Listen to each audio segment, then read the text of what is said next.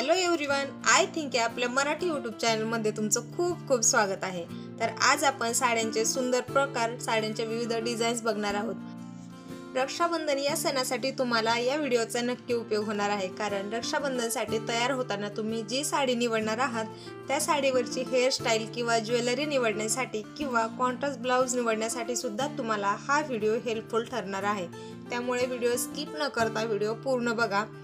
साडीवरती खूप सारे दागिने घालण्याची अजिबात गरज नाही, अगदी थोड्या ज्वेलरी मध्ये सुद्धा आपण खूप छान दिसू शकतो।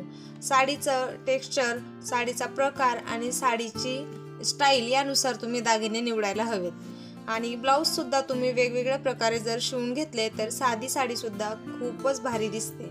तर अशा प्रकारची तुम्ही डायमंडची ज्वेलरी सुद्धा साडीवर वेअर करू शकता। आपल्याकडे भरपूर दागिने असतात, शक्यतो आपण गोल्ड ज्वेलरी मध्ये जास्त इन्व्हेस्ट करतो, पण कधीतरी आपण असे वेगळे दागिने सुद्धा वापरायला हरकत नाही। जर आपल्याकडे नेटची किंवा ऑर्गेन्झा किंवा स्टोन वर्क असलेली साडी असेल तर त्यावर असे स्टोनचे किंवा कुंदनचे दागिने खूप छान दिसतात आणि खूप कमी रेट मध्ये सुद्धा ते आपल्याला उपलब्ध होतात। त्याचप्रमाणे कुंदनच्या ज्वेलरी सोबतच गोल्डन ज्वेलरी सुद्धा खूप छान दिसते। खूप दागिने घालण्यापेक्षा मोजक्या दागिन्यामध्ये सुद्धा तुम्ही खूप उठून दिसू शकता।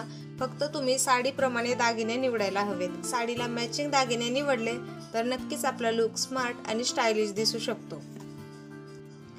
ब्लाउज मध्ये सुद्धा व्हरायटी ठेवायला हवी। ब्लाउज सुद्धा आपण तेच किंवा एकदम मॅचिंग घालण्यापेक्षा थोडे कॉन्ट्रास्ट किंवा थोड्या वेगळ्या डिझाइन मध्ये ब्लाउज ट्राय करायला हरकत नाही। साडीचा कलर जर आपण आपल्या स्किन टोन प्रमाणे निवडला तर आपण त्यामध्ये अधिक सुंदर दिसू शकतो। तर आजचा आपला व्हिडिओ तुम्हाला कसा वाटला ते कमेंट करून नक्की सांगा।